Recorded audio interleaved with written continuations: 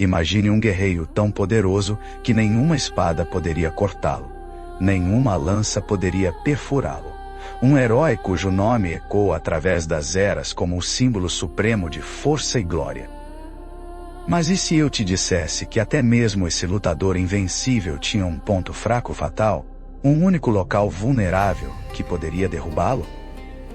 Bem-vindo à épica história de Aquiles, um conto não apenas de poder incomparável, mas de amor, raiva, orgulho e um destino que nem mesmo os deuses poderiam mudar.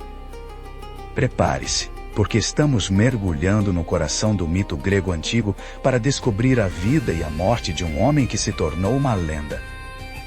Esta é a história de Aquiles, o guerreiro imortal que ainda poderia morrer, contada de uma forma que todos podem entender e sentir. Aquiles nasceu em uma pequena região grega chamada Tessália, uma terra de colinas ásperas e guerreiros ferozes. Seu pai era o rei Peleu, um corajoso governante mortal, e sua mãe era Tétis, uma deusa divina do mar. Sendo meio humano e meio deus, Aquiles carregava um destino único desde o momento em que abriu os olhos pela primeira vez. Sussurros se espalharam de que ele cresceria para ser mais poderoso do que qualquer homem que já viveu, mas outros alertaram que o favor dos deuses muitas vezes vinha com um preço alto. Tétis, como qualquer mãe amorosa, temia pela segurança de seu filho. Ela não suportava a ideia de perdê-lo para a dureza do mundo mortal. Uma antiga lenda falava de um rio sombrio chamado Estige, que dizia-se conceder quase invencibilidade a qualquer um que fosse banhado em suas águas escuras. Determinada a proteger seu filho, Tétis levou o bebê Aquiles a esse rio misterioso. Segurando-o pelo calcanhar, ela mergulhou seu corpo na corrente gelada. A magia do Estige endureceu sua pele contra danos em todos os lugares, exceto naquele pequeno ponto em seu calcanhar, onde os dedos dela o seguravam. Esse calcanhar permaneceu carne comum, vulnerável em um corpo de outra forma intocável. Conforme Aquiles crescia, seus dons extraordinários se tornaram evidentes. Ele corria mais rápido do que qualquer outra criança, saltava mais alto e lutava com uma força que parecia além do humano. Mas poder bruto não era suficiente para moldar um herói. Tétis sabia que seu filho precisava de orientação para temperar sua força com sabedoria. Ela o confiou a Quiron, um sábio centauro que vivia nas colinas selvagens e havia treinado muitos grandes heróis antes. Quiron não era um professor comum. Meio homem e meio cavalo, ele entendia tanto a ferocidade da batalha quanto a calma da natureza. Sob seu olhar atento, Aquiles aprendeu a manejar uma lança com precisão mortal e a disparar um arco com mira perfeita. Mas Quiron lhe ensinou mais do que lutar. Ele mostrou a Aquiles como consertar um osso quebrado, acalmar um companheiro assustado, ler os sinais de tempestades que se aproximavam no céu e encontrar água em terras áridas. Mais importante, Quiron incutiu uma lição vital. Força sem controle poderia prejudicar tanto quanto ajudar. Um verdadeiro herói, ele disse, sabe quando atacar e quando se conter. Aquiles levou essas palavras a sério, treinando incansavelmente, crescendo não apenas em músculos, mas em paciência e compreensão. Um dia fatídico, Tétis sentou seu filho e revelou uma profecia sobre seu futuro. Ela lhe disse que ele enfrentava dois caminhos distintos na vida. Em um caminho, ele poderia viver uma existência longa e pacífica, desaparecendo na obscuridade sem músicas ou histórias para lembrá-lo. No outro caminho, ele marcharia para uma grande guerra, ganharia fama eterna, como guerreiro, mas pagaria por essa glória com uma vida curta. Nos mitos gregos, o destino não é uma mera sugestão. É uma regra inquebrável, respeitada até mesmo pelos deuses. Aquiles não hesitou muito sobre sua escolha.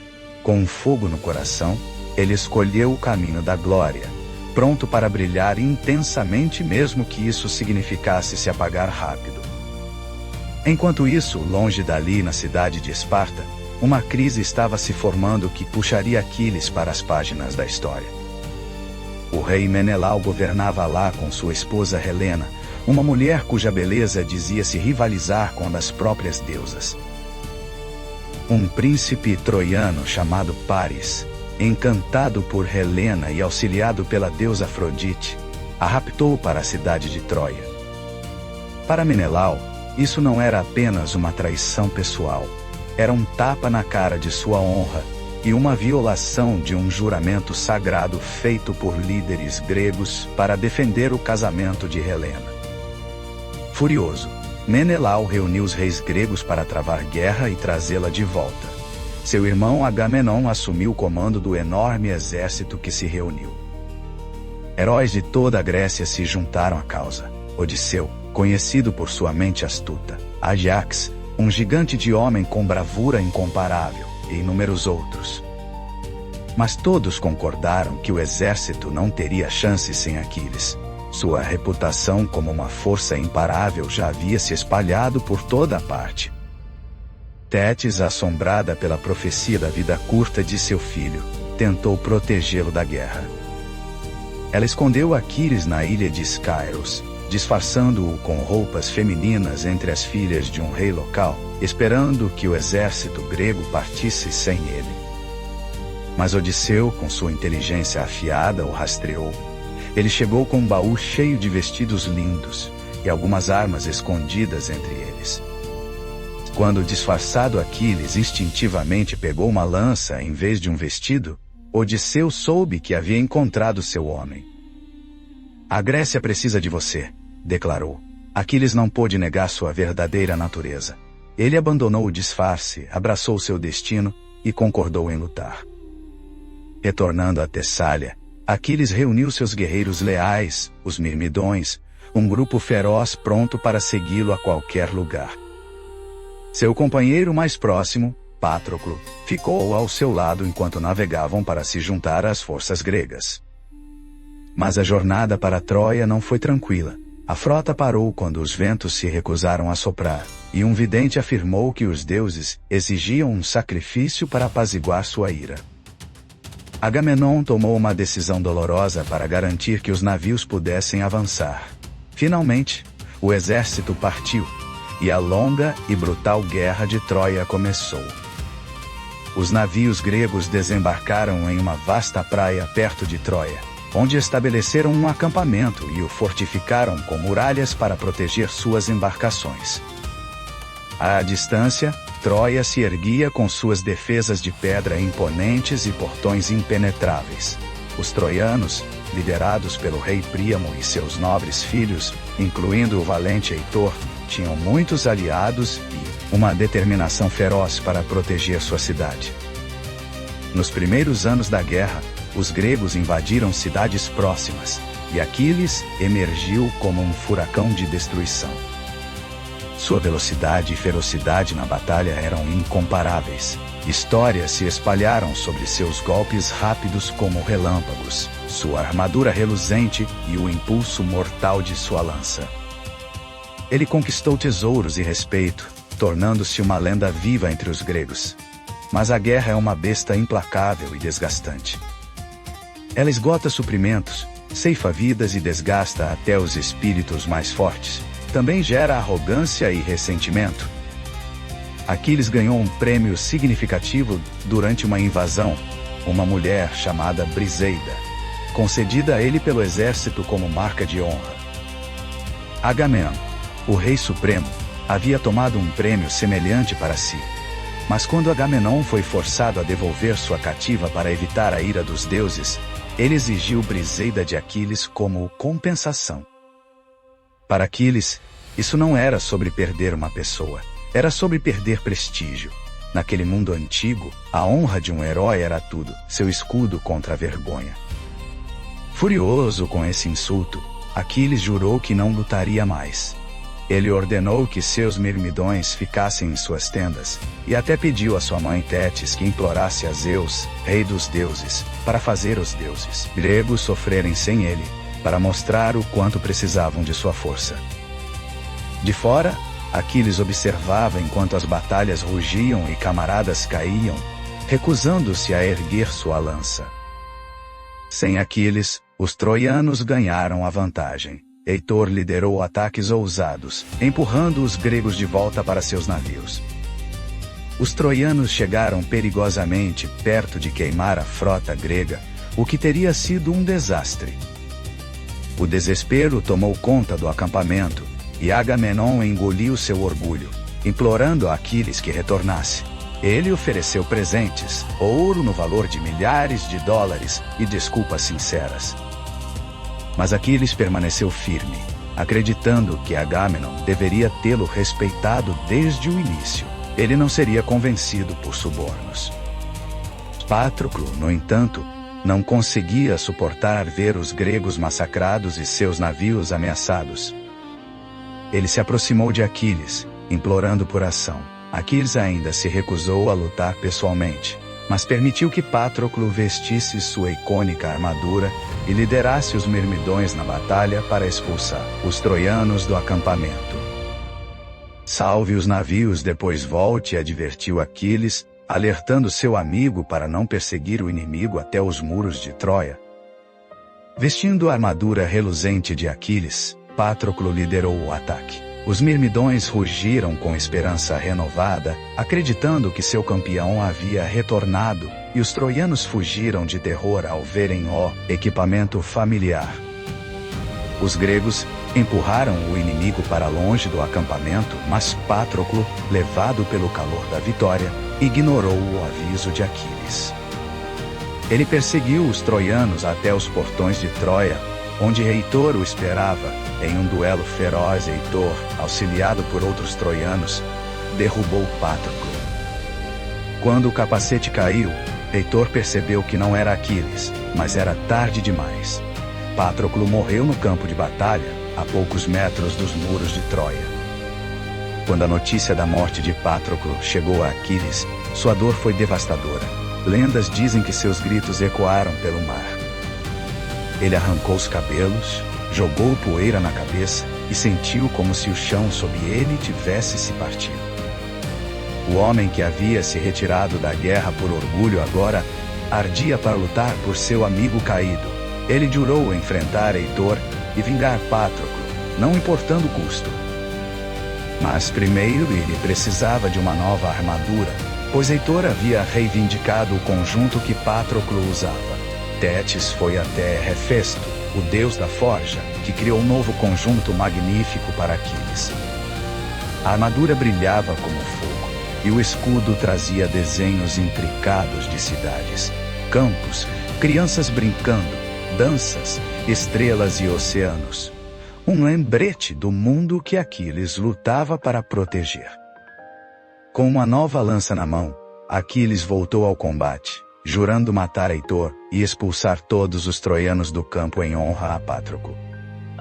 No momento em que Aquiles retornou à batalha, a maré virou. Os troianos tremiam com sua aproximação, enquanto ele cortava suas fileiras com fúria imparável. Seus olhos estavam fixos em Heitor, mas ele não mostrava misericórdia para ninguém que ficasse em seu caminho. O campo de batalha ficou denso de poeira e pavor. Finalmente, perto dos muros de Troia, Aquiles e Heitor se enfrentaram. Heitor uma vez fugiu de Aquiles, correndo ao redor da cidade 3 vezes, mas agora ele manteve sua posição.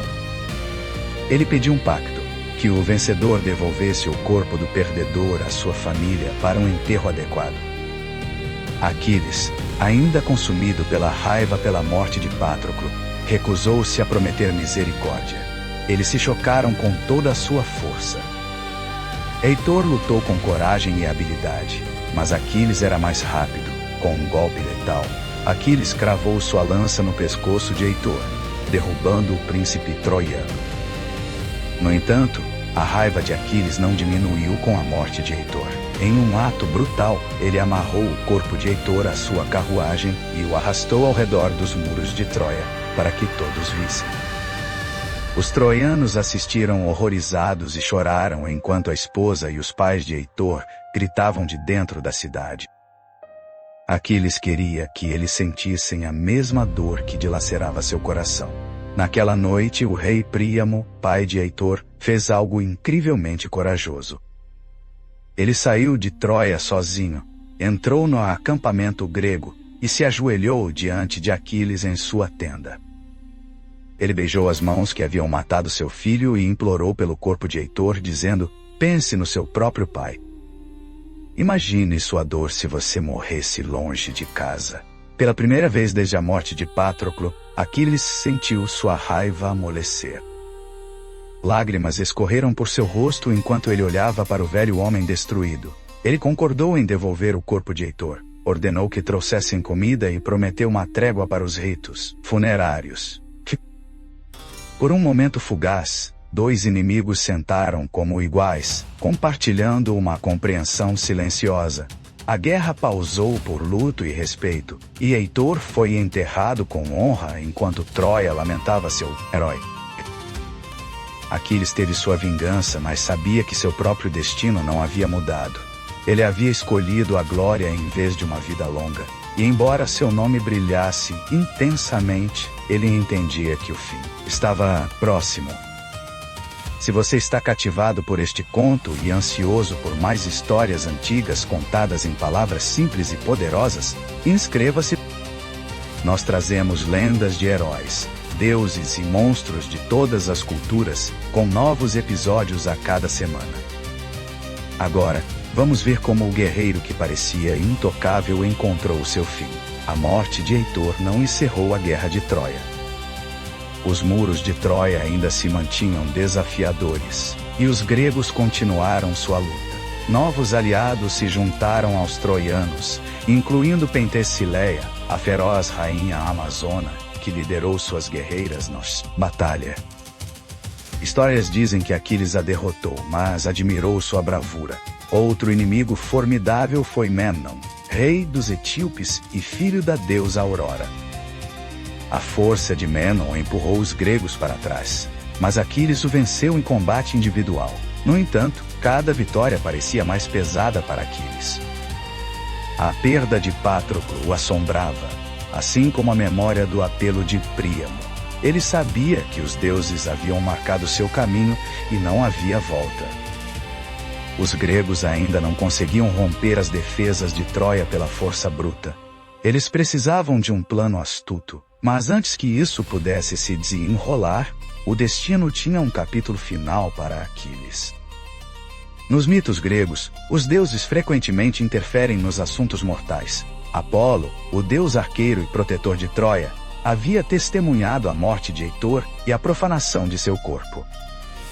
Ele julgou Aquiles severamente por seu orgulho e crueldade. Decidindo que havia chegado a hora de intervir, Apolo tomou uma atitude. Durante uma batalha caótica perto da entrada principal de Troia, o portão Eceu, Paris, o príncipe que havia desencadeado a guerra ao levar Helena, estava com um arco na mão. Embora não fosse o mais corajoso dos lutadores, Paris era um arqueiro habilidoso. Guiado por Apolo, ele disparou uma flecha que voou certeira pelo campo. Ela não atingiu o peito, os braços ou a cabeça de Aquiles. Em vez disso, perfurou o único ponto desprotegido de seu corpo: seu calcanhar. Essa pequena ferida, no único lugar intocado pela magia do Estige, foi suficiente. Aquiles caiu. Os gregos correram para o seu lado, mas nenhum remédio pôde salvá-lo. Alguns dizem que a flecha estava envenenada. Outros acreditam que o próprio destino garantiu que nenhuma cura funcionasse.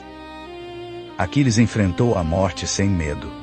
Ele havia escolhido seu caminho há muito tempo, e sabia que seu nome perduraria. Ele instou seus camaradas a protegerem sua armadura, honrarem Patroclo e manterem seu corpo longe das mãos inimigas. Ele deu seu último suspiro no campo de batalha, a poucos quilômetros da cidade que ele havia lutado tanto para conquistar. Os gregos lutaram ferozmente para recuperar o corpo de Aquiles, trazendo-o de volta ao acampamento em meio a gritos de angústia. Até as ninfas do mar, parentes de Tétis, disse que emergiram das ondas em luto, e a própria Tétis chorou na costa por seu filho. O exército realizou um grande funeral, queimando seu corpo em uma pira imponente. Suas cinzas foram colocadas em uma urna dourada ao lado das de Patroclo, para que os amigos que lutaram juntos na vida descansassem juntos na morte. Após a morte de Aquiles, sua lendária armadura deveria ser concedida a outro herói. 2 guerreiros disputaram por ela: Odisseu, renomado por seu intelecto, e Ajax, celebrado por sua força. Os líderes gregos escolheram Odisseu, uma decisão que deixou Ajax amargo e desolado. Em algumas versões da história, essa escolha levou a mais tragédia. Enquanto isso, a guerra se arrastou. Incapazes de tomar Troia pela força, Odisseu elaborou um ardil brilhante. Os gregos construíram um enorme cavalo de madeira, escondendo guerreiros dentro enquanto o resto do exército fingia navegar para longe em derrota. Os troianos, acreditando ser um troféu de vitória, arrastaram o cavalo para dentro da cidade. À noite, os gregos escondidos emergiram, abriram os portões e deixaram seus camaradas entrarem novamente. Troia caiu em chamas e tristeza. Mesmo na vitória, os gregos lembraram de Aquiles, acreditando sua velocidade, fúria e habilidade por tê-lo sustentado nos momentos mais sombrios. No entanto, sua história também serviu como um alerta sobre os perigos da raiva e do orgulho descontrolados, porque a história de Aquiles ainda ressoa milhares de anos depois. Sua vida captura lutas atemporais que todos enfrentamos. Ele encarna uma força incrível, mas nos lembra que todos têm uma vulnerabilidade, um calcanhar de Aquiles, como ainda dizemos hoje, significando isto: uma pequena falha que pode desfazer até os mais poderosos. Sua escolha por uma vida breve e gloriosa em vez de uma longa e tranquila, fala ao desejo humano por um impacto duradouro. Aquiles queria que seu nome vivesse nas canções dos poetas, e embora tenha conseguido isso, veio ao custo da paz e da longevidade. Sua história levanta uma questão: que tipo de vida vale a pena viver? Cada um de nós pode responder de forma diferente, mas a própria questão nos força a refletir. Aquiles também ilustra o poder destrutivo da raiva. Sua ira contra Agamenon o manteve fora da batalha enquanto amigos morriam, e sua fúria após a morte de Patroclo o levou à crueldade contra o corpo de Heitor. No entanto, quando Príamo implorou por misericórdia, Aquiles redescobriu a compaixão, mostrando que até o mais feroz guerreiro pode aprender humanidade. Seu profundo vínculo com Patroclo revela a força da lealdade e do amor. Sua dor por essa perda é algo com que muitos podem se identificar ao longo do tempo. Até mesmo as tentativas desesperadas de Tétis de proteger seu filho com magia refletem o desejo universal de um pai de proteger seu filho, embora a história ensine que nenhuma deusa pode desafiar o destino. Isso não pretende nos desesperar, mas nos lembrar da humildade. Além das emoções, a jornada de Aquiles destaca o valor da habilidade e do dever. Seus anos de treinamento com Quiron não foram apenas sobre combate. Ele aprendeu cura, música e o mundo mais amplo. As imagens em seu escudo, fazendas, cidades, danças, estrelas, sugerem que o papel de um herói é proteger a paz, não apenas vencer guerras. A maioria conhece Aquiles pelo antigo poema grego, a Ilíada, que captura apenas uma parte da guerra de Troia, focando em sua ira e na morte de Heitor no 10º ano. Ele não detalha a queda de Troia, mas consolida a fama de Aquiles, ao mostrar seu coração tanto quanto sua força. Por séculos, a Ilíada foi recitada por bardos viajantes, mais tarde escrita, estudada em escolas, pintada por artistas, esculpida em mármore e recontada de inúmeras maneiras. Hoje, seu nome aparece em filmes, livros e jogos como um símbolo de talento supremo e risco trágico. A Ilíada enfatiza raiva e luto, porque esses são aspectos crus e reais da vida e da guerra. Mostra que um guerreiro poderoso pode chorar, um grande lutador pode errar. Inimigos podem se respeitar, e o amor de um pai pode amolecer um coração endurecido. Essas verdades mantêm a história viva, Vamos resumir a vida de Aquiles de forma simples. Nascido de um pai mortal e uma mãe divina, ele foi tornado quase invencível pelo Estige, exceto por seu calcanhar. Treinado por Quiron, ele se tornou o maior guerreiro de sua era, quando um príncipe troiano sequestrou uma rainha grega. Desencadeando a guerra, Aquiles tentou evitá-la, mas foi atraído para ela. Ele lutou brilhantemente, até que uma disputa sobre honra com Agamenon o fez se retirar. Patroclo, vestindo a armadura de Aquiles, morreu nas mãos de Heitor. Movido pelo luto, Aquiles retornou, matou Heitor e inicialmente desonrou seu corpo, antes de mostrar misericórdia a Príamo. Logo depois, uma flecha guiada por um deus atingiu seu calcanhar, e ele morreu. Seu nome perdurou. De Aquiles, aprendemos que a força não nos protege da dor. Todos têm um ponto fraco. Escolhas nos definem. Ele escolheu a fama e aceitou seu preço. A raiva pode nos cegar, negligenciando amigos e deveres, enquanto a misericórdia pode curar mais do que o triunfo.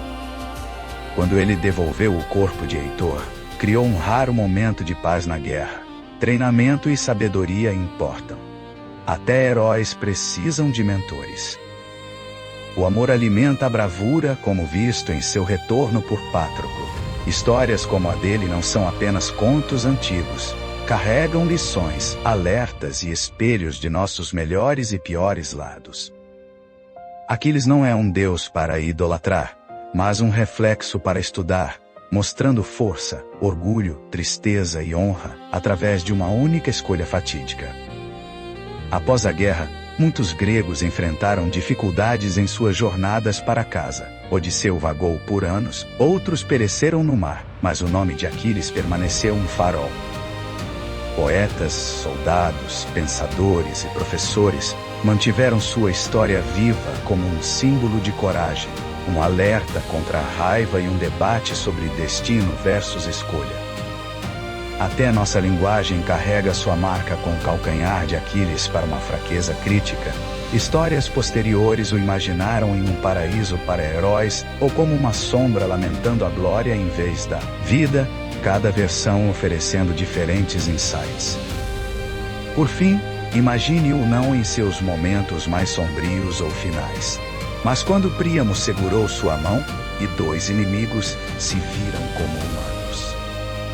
Força encontrou tristeza, orgulho encontrou misericórdia, e a guerra pausou por amor. Esse é o cerne da história de Aquiles, contada de forma simples, mas completa. Para mais mitos envolventes de todos os cantos do mundo, inscreva-se, curta este vídeo, compartilhe com um amigo que ama a história e comente sobre qual herói você gostaria de ouvir a seguir.